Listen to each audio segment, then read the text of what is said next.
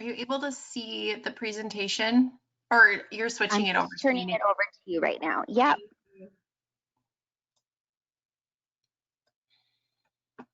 Okay, here we go.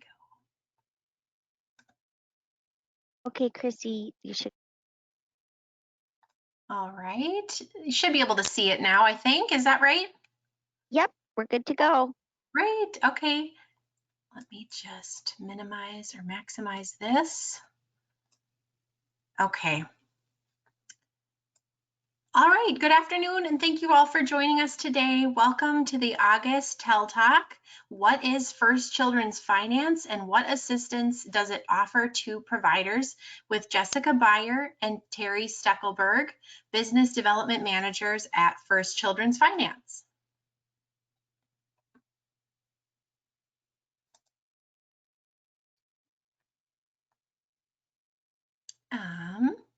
TEL Talks, or Topics for Early Learning Leaders, are monthly webinars for early childhood program leaders to facilitate solutions-focused discussions for your questions about the early childhood field in Minnesota. These one-hour webinars do not meet the standards for a formal professional development event, and participants will not receive a certificate of completion. TEL Talks are designed as a community building opportunity for leaders to engage and share ideas surrounding a specific content area. The TEL Talks team consists of Nikki Lepowski, Quality Improvement Coordinator, and myself, Christy Berg, Workforce Advising Coordinator. We work with Corey Woosley and Katie Hoffman at Child Care Aware to coordinate TEL Talks. Some of our previous topics have included Resource Roundup, Libraries and Your Early Childhood Program, and the Power of Interactions, Social Distancing in Early Childhood. Recorded webinars are now posted on our YouTube channel. You'll receive an email after today's presentation with our PowerPoint slides. All included website links should be functional. In September, TEL Talks is taking a break, and we invite you to attend the Virtual Trainer and Relationship-Based Professional Development Summit instead. Information on the summit can be found by clicking on the link on this slide. On October 22nd, Cammie Howard will join us for our next TEL Talk to discuss supporting children and families in the era of racism and police brutality. Child Care Aware of Minnesota is a resource and referral network for early childhood education in the state. We assist families in finding a quality child care program. We support the professional growth of early childhood educators with professional development opportunities, eager to learn online training, grants, parent aware, scholarships, and trainer and RBPD support. We keep the community informed on the importance of quality childcare. CCIS is a department within Child Care Aware that specializes in statewide information sharing and assisting families looking for childcare. CCIS sends a welcome packet with a new provider form to new programs. By completing the form, CCIS will have more information about your program to include on the Parent Aware website. This will assist families looking for childcare. Every 3 years, CCIS surveys programs about their business policies and tuition rates. Rates are confidential unless you opt to include them on the Parent Aware website. CCIS can use rates to create county averages, which influence CCAP reimbursement rates. CCIS receives calls from program leaders with general questions, and they can route you to the appropriate contact person. Child Care Aware partners with Center for Inclusive Childcare. CICC has a team of coaches across the state ready to support the changing needs of childcare providers. They offer both individual and small group coaching. Currently, all coaching is virtual, either through phone conversations or online through video meetings. In response to the pandemic, CICC has designed coaching focused on supporting programs as they navigate through challenges currently impacting care. Participants may choose the traditional option of 30 hours of coaching or a shorter option of 5 to 10 hours. CICC is developing a system of response to providers seeking specific COVID support related to a case of exposure to COVID in their site. This will be offered in 2 levels depending on the need of the childcare setting. The TELTAX team partners with several other organizations to offer coordinated resources surrounding early care and education needs. As always, participants of TELTAX are able to utilize the chat and ask a question functions in GoToWebinar to ask questions and share thoughts throughout the presentation. Please feel free to share on today's topic. Nikki and I can read these questions and comments aloud during the broadcast. We have two guest speakers today, Jessica Beyer and Terry Stuckelberg, who are here to share information about First Children's Finance and the services they offer. Welcome. We are glad you could be here with us today. Thanks, Christy. We're going to go ahead and turn it over to Jessica and Terry. Thank you. You're welcome. Thank you. All right, Jessica, it should be turned over to you so you can share your screen. Terry, I'm going to go ahead and unmute you as well, but I think you're self-muted. Thanks, everyone.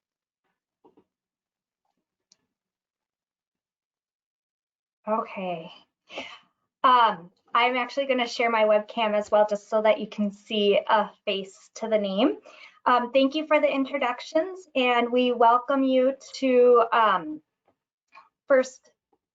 learning more about First Children's Finance and how we can assist you and providers across the state of Minnesota.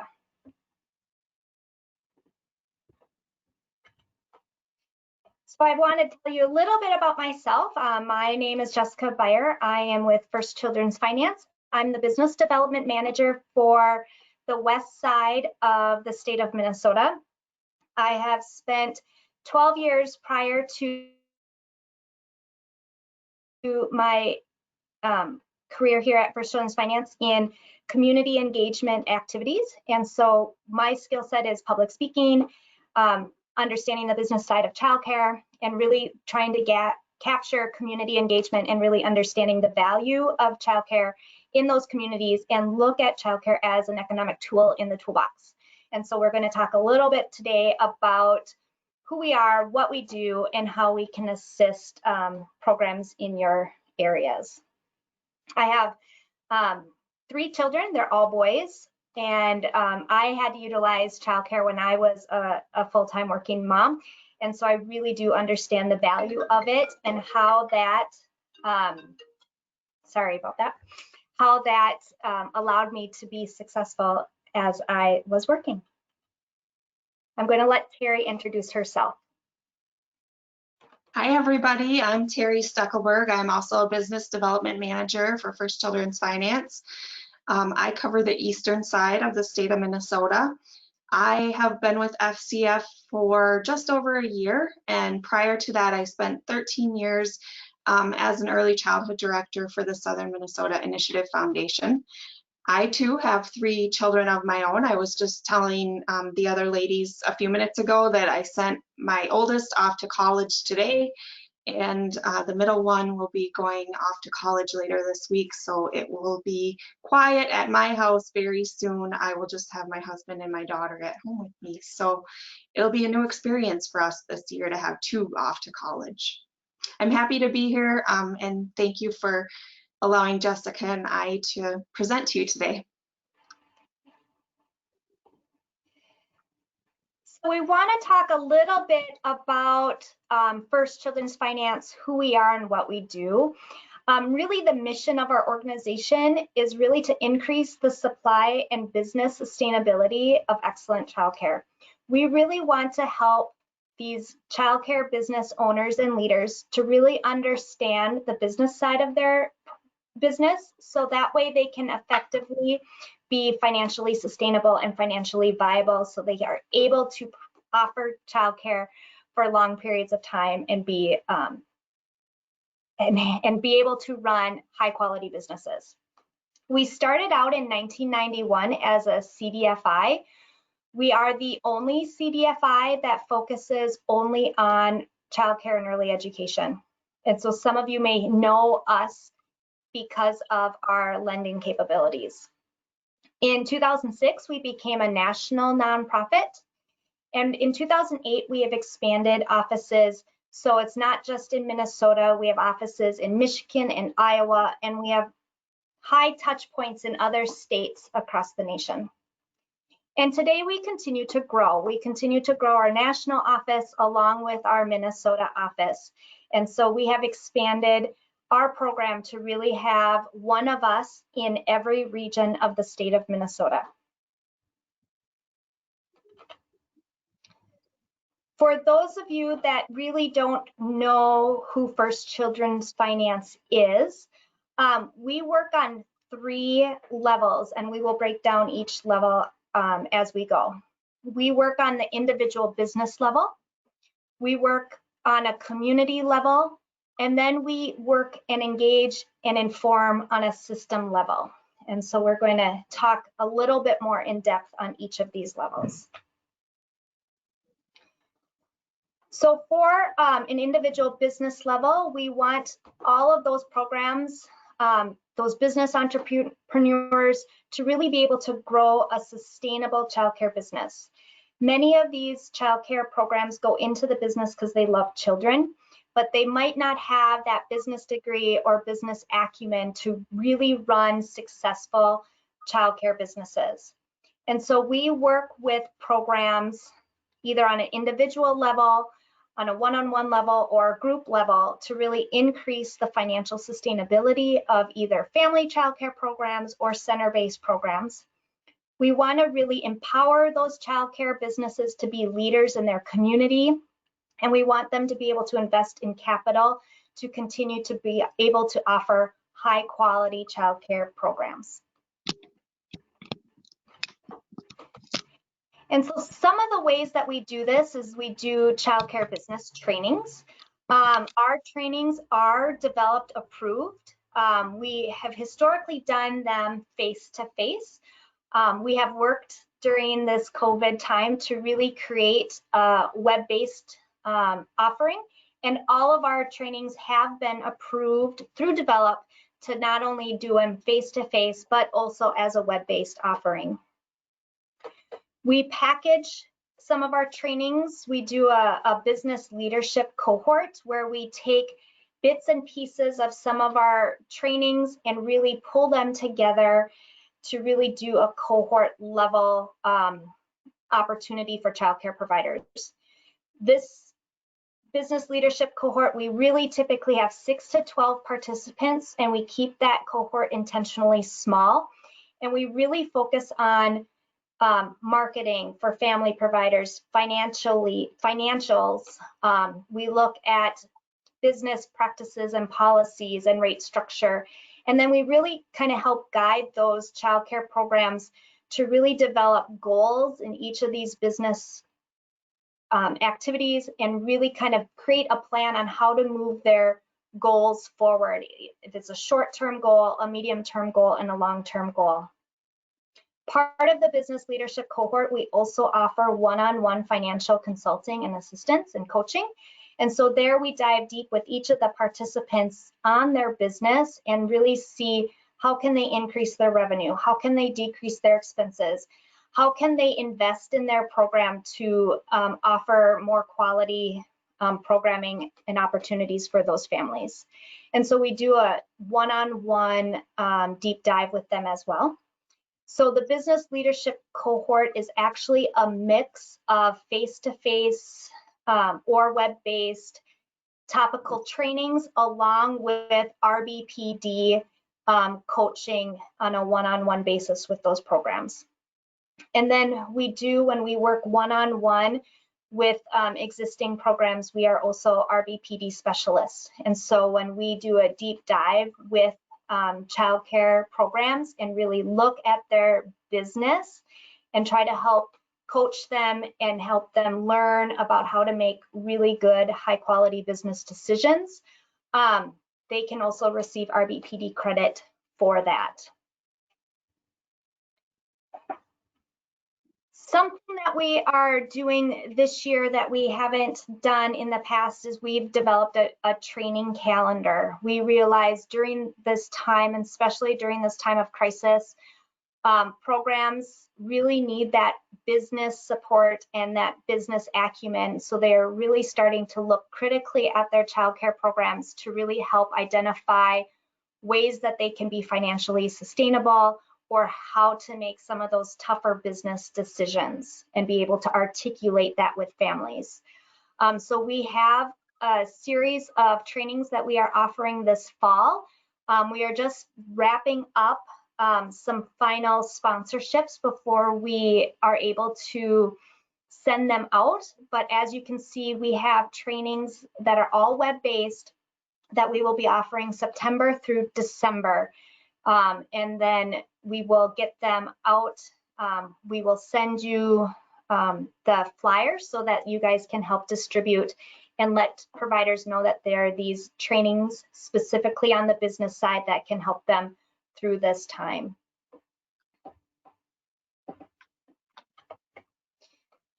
We also work with new childcare businesses. So if there are childcare programs or people that are interested in starting up a childcare business, we really want to have them understand the business model, have a good business plan, make sure they understand their financials and their budgets. And so we really look at working with new businesses on market research, competitive analysis.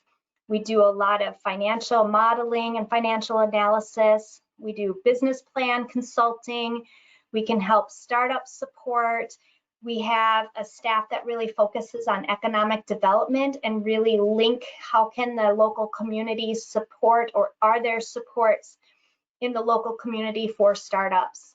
And then we also do our lending through our First Children's Finance. And so we do a lot of gap financing for startup programs as well.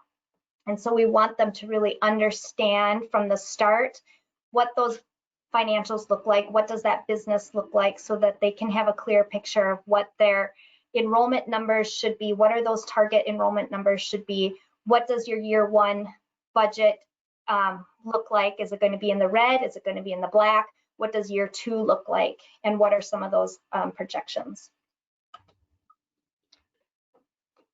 We also work one-on-one with existing childcare businesses. And so we want to be able to help those childcare businesses really understand their financials. With family providers, we really try to separate out what is your personal finances versus your business finance, and what does the business health of your program, your business actually look like. We do a lot of business plan consulting. We do a lot of marketing help. One-on-one strategies, messaging, all around enrollment numbers or marketing to particular businesses or the community. We look on the human resources and professional development of staff on the business side, the process of recruiting and hiring, retention, the firing if you need to, what does those processes look like? How can we help retain the staff that we have? We know that we can't pay them very much, but are you able to look at the financials to see if we can adjust any pay rates to try to retain some of those staff? We also work on strategic planning. If there's programs that had to shut down that are looking at reopening, or any other crisis business support on their business, we can assist with. And again, we do offer loans for existing programs to help them. So if they need support on their existing program, we can help with some of those lending opportunities as well. And then we want people to think about if they're interested in growing their childcare business. A lot of times we may be working with centers that are interested in expansion, or a family program that's interested in developing a center, or opening up to a C3 with 14 kids versus 12 kids. And so we can really look at those programs. What does it look like to really develop financial projections, business plan, consultation? Are there any local economic development support systems for that expansion? And again, are there any loans that are needed that can help provide some of that gap financing? One thing I do want to note is when First Children's Finance is involved in a loan, that is something we also offer technical assistance and consultation with. So if there is a loan that you're interested in having, we can help work with you throughout the duration of your loan if you need some more of that financial support and guidance throughout your business.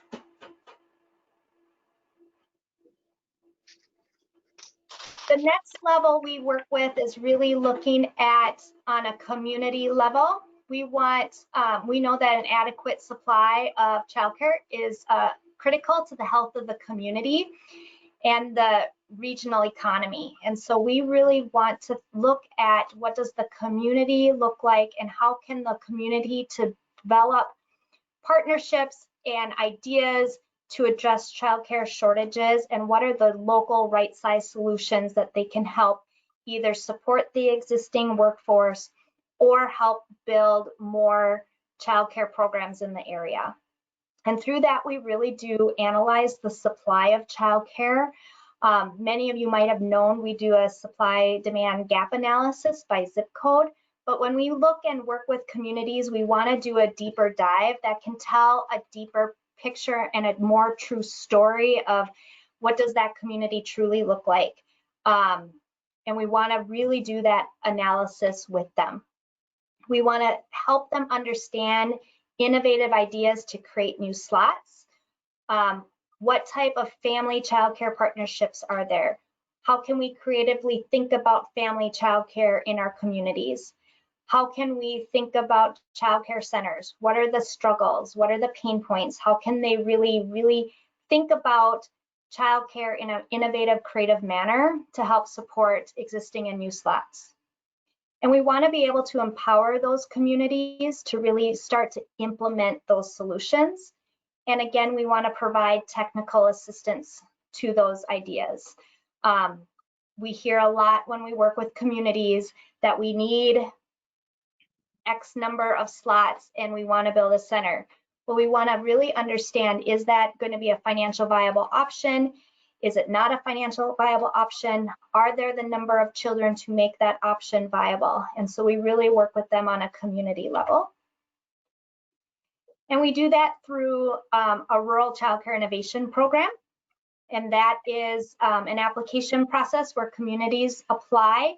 It's a 2-year process where we do a deep dive of data. We do a deep dive of survey, and we really get at what does the community want to do? What is the community solutions to really develop and support new and existing programs? We do a smaller childcare strategic supply plan, and that's where we work with a smaller community group to identify goals and actions that they want to take to support and create new childcare slots. And then we also do a deeper dive childcare study, and that is more of us analyzing the community and coming up with potential ideas and solutions that the community can look at for childcare. Some of our consulting services, again, is we do a supply-demand gap analysis. And we drill down to not only what does the zip code look like, we understand that zip codes don't align, cities don't align with counties. So we look at a county level, the city level, and then we also realize that cities and counties don't align with school districts. And so we look at the school district level as well.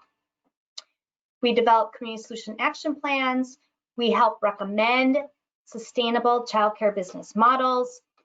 We help guide private and public partnerships. Many childcare programs really need some of those private public partnerships to start up and grow.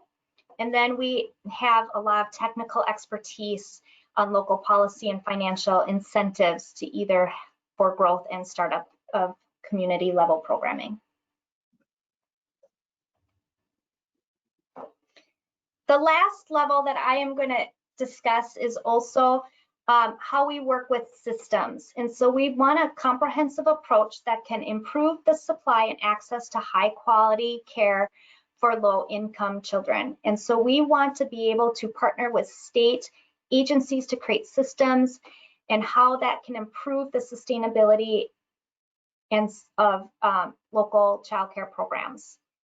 We want to be able to help educate local systems, state systems, and also federal systems on the business side of childcare. We want to help think about how can they align and leverage resources. How can they assist systems to adjust the business needs of childcare? We help recommend responsive policy and programs. We want to stress the importance of public and private partnerships to make these programs financially viable and sustainable. And we really want to be able to advocate for sustainable funding mechanisms so that there is dollars and resources available to help programs thrive. And so we really work on informing at a system level what their decisions look like, what are their conversations look like, and how does that really affect the business side of childcare. Okay, I'm going to turn it over to Terry, and we're going to have further conversation on who we are and what we do. Thanks, Jessica. Before I get started, I see there's a question in the chat box that I would like you to take a second to answer, if you don't mind. Sure. Regarding the business leadership cohort, how long does that last and what kind of a time commitment is required? Sure. So typically, the business leadership cohort are 4 sessions that are group sessions. For centers, they are 3-hour length sessions. We have family providers and center providers separated. The business needs are different for centers as they are for family providers. And so we really want family providers come together to be able to talk about the business on the family level, and center directors to come and talk about the business on a center level. So center, the 4 training sessions are 3 hours each. We talk about marketing, financial, staffing, and then developing a business roadmap. For family providers, they are 2 hours each. And we talk about marketing, financials, policies, and creating a business roadmap. And so that is just those trainings. They're typically once a month, depending on how we get them scheduled. And then on top of that, we have the optional of 2 one-on-ones for each of the participants. And so one of them is really focused on more of the financial aspect, looking at the programs and how that program runs financially. What are there ways that we can streamline those businesses? What are some of the suggestions on increasing tuition, decreasing enrollment? I mean, not decreasing enrollment, decreasing expenses. Sorry about that. And how does that look? And then the final session is just to check in to see, we created these business roadmaps. How are they going? Do you need other additional assistance during that time period? Those one-on-ones are RBPD credit. And so it really depends on how much of time and coaching each individual program needs. So sometimes they're about an hour, sometimes they're closer to 2 hours. It really depends on the need of each individual participant for those one-on-one sessions. Great, thank you for answering that question. And thank you, Jessica did a great job of talking about First Children's Finance and what we do on an individual level with providers, what we do on a community level, and then also on a systems level. And now I'm going to kind of shift gears and talk about how we identify the need for childcare. Go ahead. Thank you. So this slide is something that we use in virtually almost every presentation that we do about First Children's Finance. And it's really illustrating why childcare matters to communities. And as all of you know, this is probably not going to be new information to any of you, but oftentimes, especially when we're working in communities, we find that this is new information to a lot of people within the community. So this is kind of how we like to frame that for community members and those who are not typically involved in childcare. So access to quality childcare and early education is really vital to individual productivity and regional economic growth of communities. So you can see community vitality is kind of in the middle of that circle, and it's surrounded by these other three things. So working parents, obviously parents can't go to work every day if they don't have somewhere safe and high quality for their children to go during the working hours. And so childcare really allows parents to go to work every day, allows more people to be in the workforce in our communities. Where childcare is really educating tomorrow's workforce. So we look at it as a long-term investment to prepare children to be prepared for success later on in life and in school. And then finally, when we look at the return on investment and all the research that's been done around that, we know that quality early care and education environments have a high return on investment, both in public and private sectors. So this slide is an example of potential needs analysis that Jessica mentioned earlier that happened last year. These numbers are actually came out in September of 2019, and so we're in the process right now of updating these numbers for 2020, and you'll see them come out in early September. This is a snapshot of what the potential need for childcare is for the 6 Minnesota Initiative Foundation regions, which cover all of Greater Minnesota. New this year in 2020, we will be adding the 7-county metro area to our study as well. So we'll have a full potential needs analysis for the entire state of Minnesota. So those numbers will be very interesting to see. As you can see across all of these regions of Greater Minnesota, there's a huge need for childcare. These are the slot shortages in each of the region. And childcare has been really a well-documented challenge across Minnesota for a number of years and has been documented by various sources other than this information that First Children's Finance has put together. So when we think about the gap, how are we currently supporting that today? Well, we don't have packs of small kids running around in communities or on the street corner hanging out. So definitely these kids are in other places.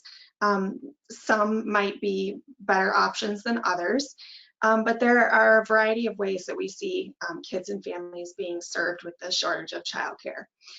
The first of those is being variances. In childcare, there can be options for variances to the licensing requirements, allowing some providers to take on additional children based upon the decision of their county or state licensor, depending on what type of program they are.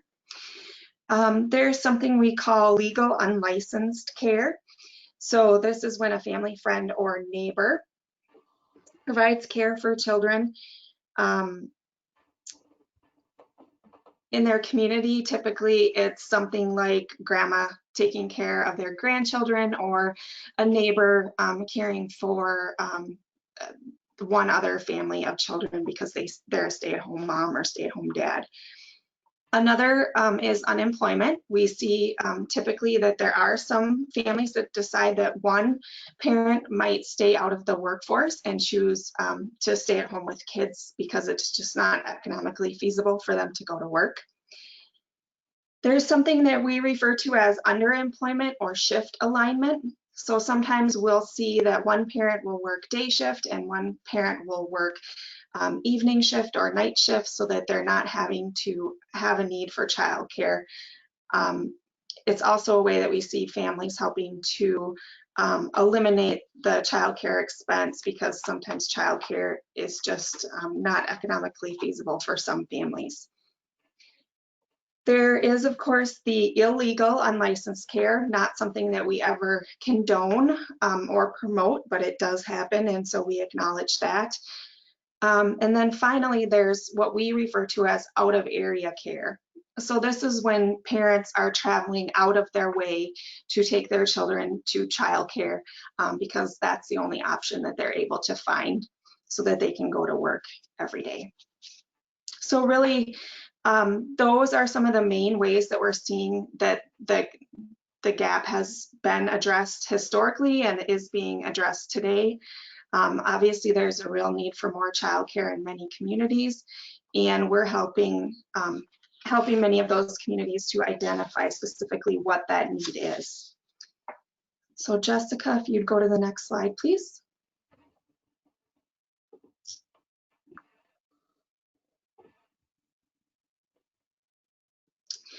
This is an example of the report that we did in 2019 from Central Minnesota and identifying what the need for childcare is by zip code. So here you can see, let's say, for example, we're looking at the city of Foley. The zip code there is 56329. There is one child care center in Foley with a capacity of 99. There are 31 family child care providers with a capacity of 368. When we add those two numbers together, it's a total child care capacity of 467 slots.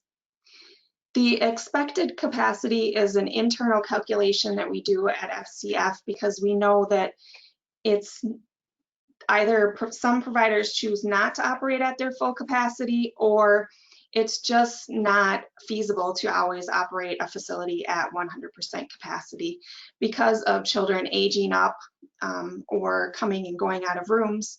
You're not always able to run centers at full capacity. So we do a calculation to adjust kind of what that expected number of slots available would be.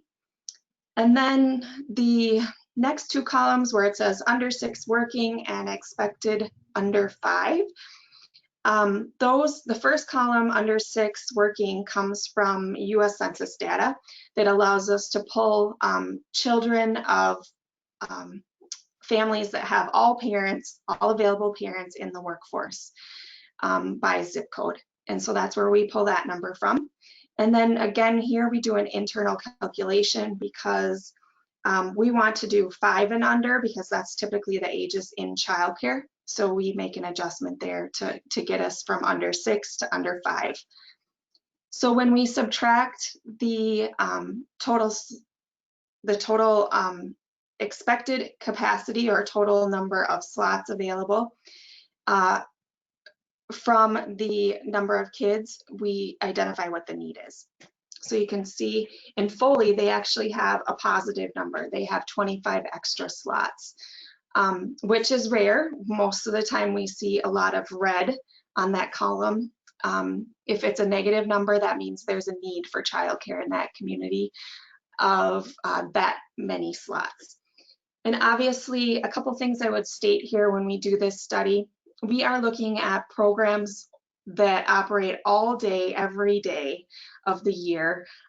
So they're conducive to what families need to be able to go to work every day. And if it's, for instance, like a half-day faith-based program or a half-day school-based program, if they don't offer some sort of wraparound care that allows them to take care of kids all day long, we are not counting those as programs that are meeting the needs of families in this study.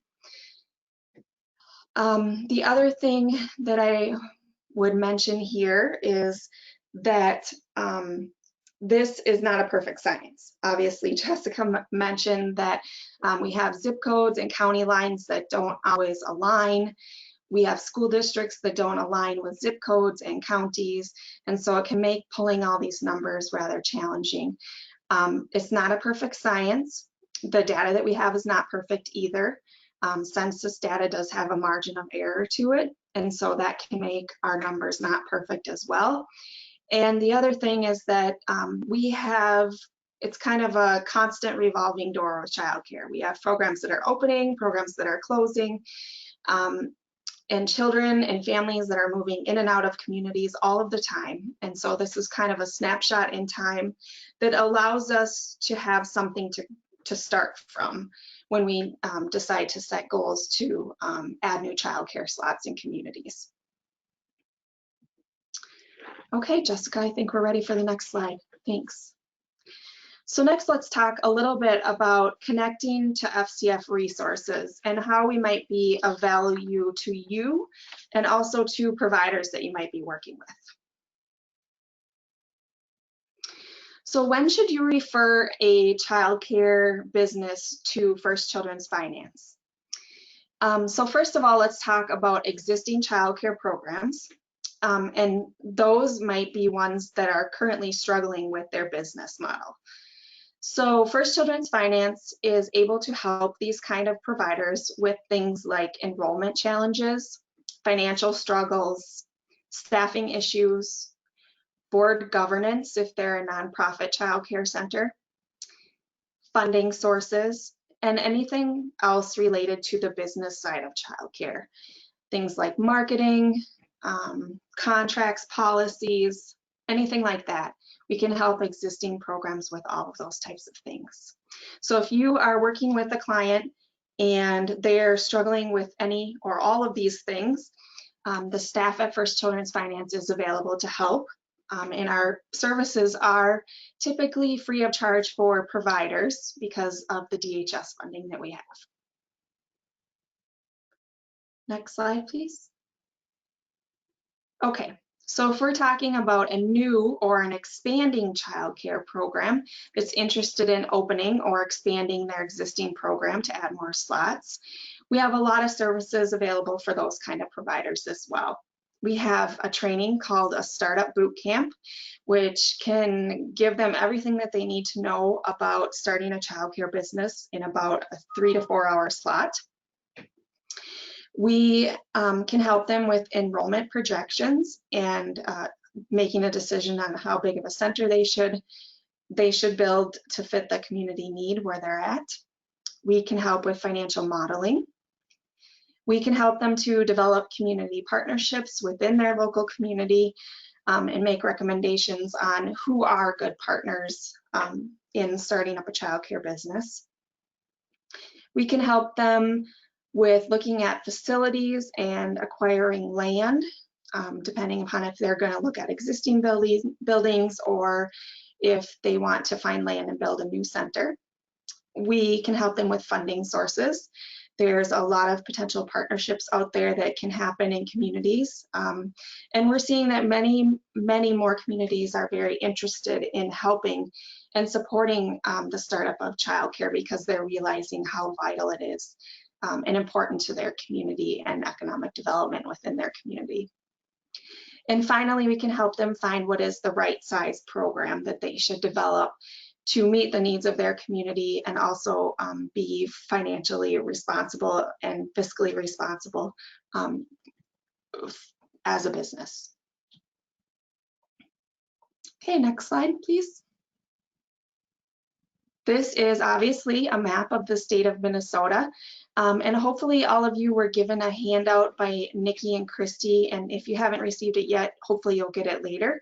But we do have a one-pager that divides the state of Minnesota and shares all of our First Children's Finance staff. So like we mentioned earlier, we do have staff members in each of the regions of Greater Minnesota. There's one person allocated to each region.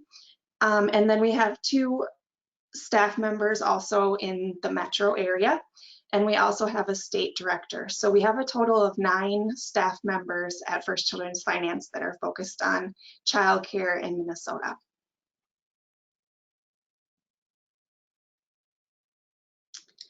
And here's a list of everybody in each region. And again, this is on a handout that you'll be getting or have already received.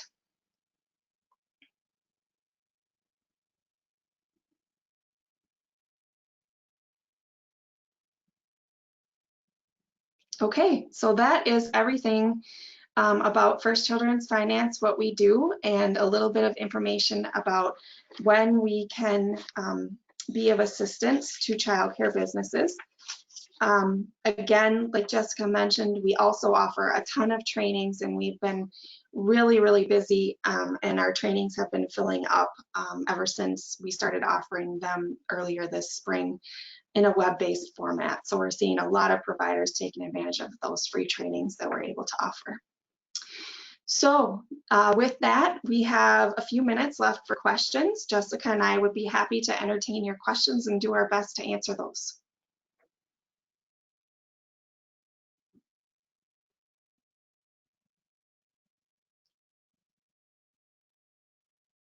Great, thanks you guys. This is Nikki Lepowski. I'm just going to review if there's any questions here or anything in the chat function. Okay, a couple of questions. Someone's noting about the consideration of the data that you talked about earlier not being, a complete science, and just indicating that someone could live 15 miles outside of a town and still have that town's address. So with the childcare availability and openings, just confirming, what you had already said, that it's not a perfect science. And then it looks like, it looks like Christy just has a question too about when the childcare needs summary will be updated again, if you guys know about that. Yeah, it should be released in the very early part of September. We update it once a year. Yeah, and I would say that it is something that we look at once a year, but as soon as numbers are pulled, those numbers are can have a lot of variations or changes. And so it is a large project that we do once a year to see where we're sitting at the state.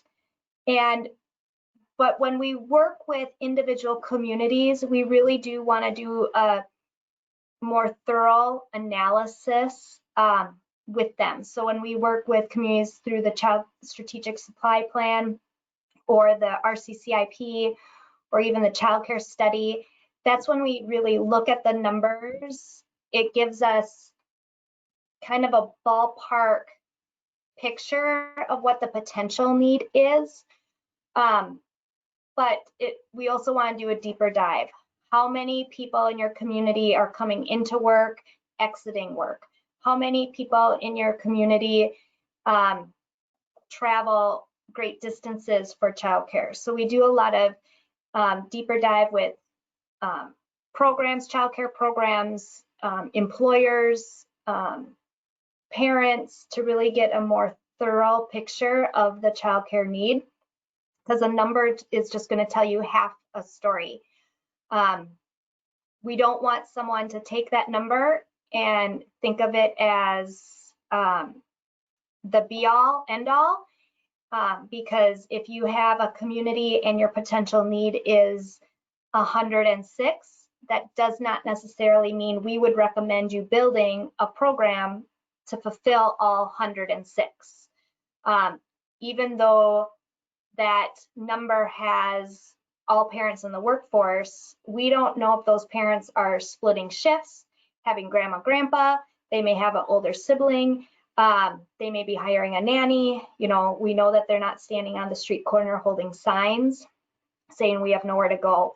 And so it really only paints part of a picture. And so that's why we want to really do a deeper dive on a community level to truly understand what that picture looks like in the true need, and what that potential size could look like.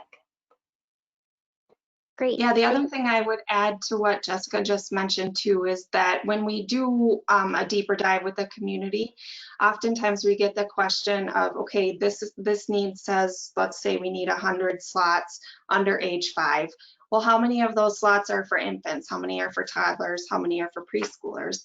Well, previously we weren't able to identify that, but we do now have some new sources of data within the last year or so, and we are able to figure out, get much closer to figuring out how many of those slots are for infants and toddlers. And that is a huge question in many communities, because typically a lot of the need is actually for infant slots. And so we're able to better identify what that is now, which has been very helpful. Yeah, because if you have a potential need of 100 and 30% of your need is in infants and 20% of your need is in toddlers, those communities are going to need to look at more of an infant toddler type programming. But when we do some financial analysis and modeling, we can showcase if that program is going to be financially sustainable or not. And if it's not, how many financial resources is going to be needed to keep that program financially viable.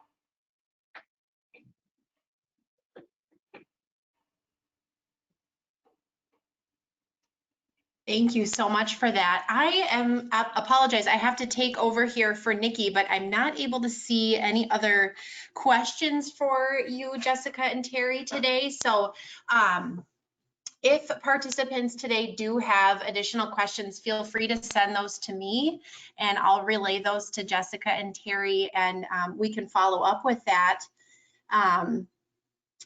Yeah, just wanted to thank you both so much for sharing all this helpful information on First Children's Finance Services today.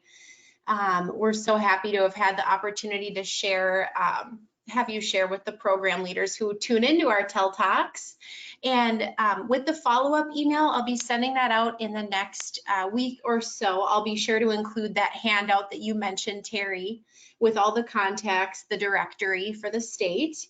Yeah, if there's anything else, feel free to chime in. Otherwise, I think we'll sign off. Yeah, we should have the handout. I'll send it to you with our list of our fall training schedule. And so that can be shared as well.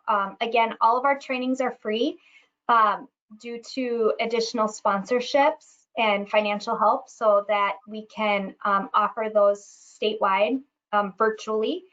And again, if they have any providers, either startups or existing, due to our money that we receive from Minnesota Department of Human Services and other local and regional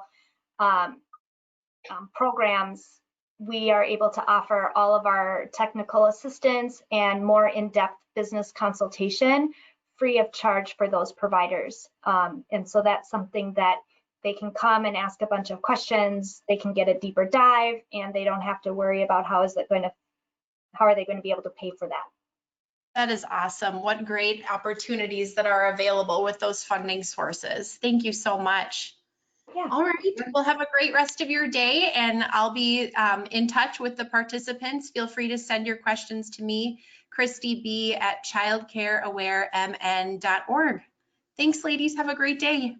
Thank you. You too. Thank you for having us. Thank you. Bye-bye. Bye.